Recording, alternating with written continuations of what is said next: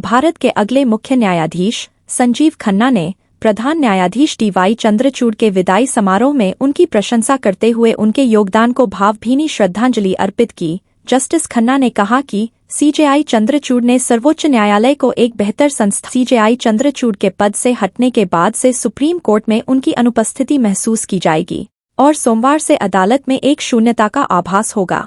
Supreme court bar association (SCBA) द्वारा आयोजित इस विदाई समारोह में जस्टिस खन्ना ने अपने भाषण में कहा, जब न्याय के जंगल में एक विशाल वृक्ष पीछे हटता है तो पक्षी चुप हो जाते हैं और हवा का प्रवाह बदल जाता है। अन्य पेड़ उस खाली स्थान को भरने के लिए खुद को समायोजित करते हैं, परंतु जंगल फिर कभी पहले जैसा नहीं रह पाता। उन्होंने आगे कहा, सोमवार से हम इस बदलाव को गहराई से अनुभव करेंगे। इस न्यायालय की बलुआ पत्थर की दीवारों में एक गूंज महसूस होगी और बार व बेंच के सदस्यों के दिलों में एक शांत गूंज बनेगी। जस्टिस खन्ना ने सी.जे.आई. चंद्रचूड़ की कानूनी ज्ञान में गहरी विशेषज्ञता और उनके संतुलित दृष्टिकोण की भी सराहना की। उन्होंने कहा कि एक न्यायाधीश के रूप में उन्होंने महत्वपूर्ण फैसले सुनाते हुए अपने व्यक्तिगत और पेशेवर जीवन को अत्यंत कुशलता से संतुलित किया। मुख्य न्यायाधीश के रूप में सी.जे.आई. चंद्रचूड़ के कार्यकाल को रेखांकित करते हुए जस्टिस खन्ना ने कहा, संवैधानिक पीठ के 38 फैसले, जिनमें से 2 फैसले आज सुनाए गए,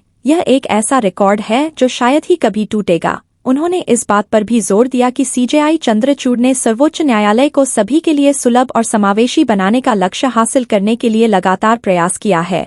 जस्टिस चंद्रचूड़ की विरासत और न्यायिक सुधारों के लिए उनकी प्रतिबद्धता ने सुप्रीम कोर्ट को एक अधिक संवेदनशील, सुलभ और जनसाधारण के लिए उपयोगी संस्था बनाने में अहम भूमिका निभाई है।